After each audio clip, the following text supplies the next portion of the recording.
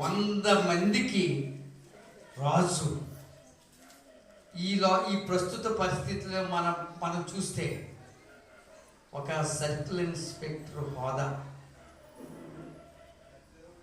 ఒక డిఎస్పి హోదా, ఒక సర్కిల్ ఇన్స్పెక్టర్ కింద ఎంతమంది పోలీస్ స్టేషన్లో ఎంతమంది ఎస్ఐలు ఉంటారో అంత అధికారము కలిగినటువంటి వాడు, ఒక గవర్నమెంట్ ఉద్యోగం, ఒక మిలిటరీ ఆఫీసర్గా, ఒక సిఐగా వర్క్ చేసుకున్నవాడు, దేవుని బిడ్డలరా, సహస్రాధిపతి. సేన అంటే 6,000 మంది కింద ఆయన కింద ఉంటారు. సేనాధిపతి ఆనాడప్పుడు అలాగనివారు. రాను పోలీస్ స్టేషన్లు మార్చేశారు. ఒకప్పుడు సమితిలు ఉండి పెద్దాపురం సమితి అని, ఇప్పుడు ఈ ఎన్టీ రామారావు గారు వచ్చే టైంలో మండలాలని మార్చేశారు.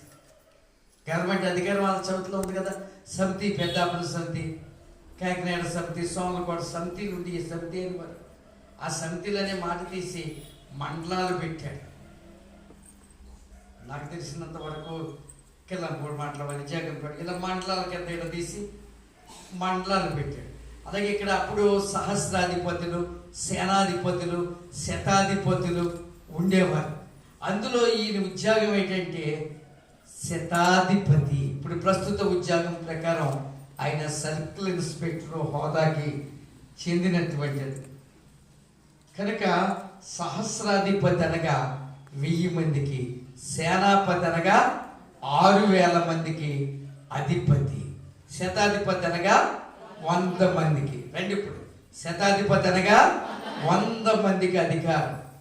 ఈ అధికారం కొర్నేలి భక్తుడు కలిగి ఉన్నాడు. ఈ 10వ అధ్యాయంలో 48 వచనాలు ఉన్నాయి. నేను 10 మీకు వాక్యం చెప్పినట్టల్లా వచనాలు కూడా గుర్తు చేస్తున్నాను. అందుకే ఇంటికంటే వచనాలు కూడా మీరు టాలీ చేసుకొని చూసుకొని చదువుకుంటారు, జ్ఞాపకం చేసుకుంటారు.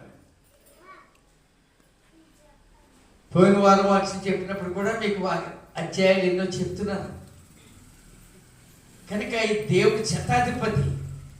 దేవుణ్ణి ఎలా తెలుసుకున్నాడు, ఎలా మార్పు చెందాడు, కొత్త సంవత్సరంలో వచ్చింది నువ్వు ఎలా మారావు. శుక్రవారం వచ్చి వాళ్ళు శుక్రవారం మానేసారా? చెప్పండి. శుక్రవారం వచ్చే వాళ్ళు ఇంకా ఎక్కువగా వస్తారు. కానీ 7 అంటే 7 గంటలకు వస్తారు, 10 అంటే 10. ఏది మార్పు చెందిందో చూసుకోండి. మారాలి, ఇంకా ఎక్కువగా మారాలనేటువంటి ఉద్దేశం కలిగి ఉండాలి. కానీ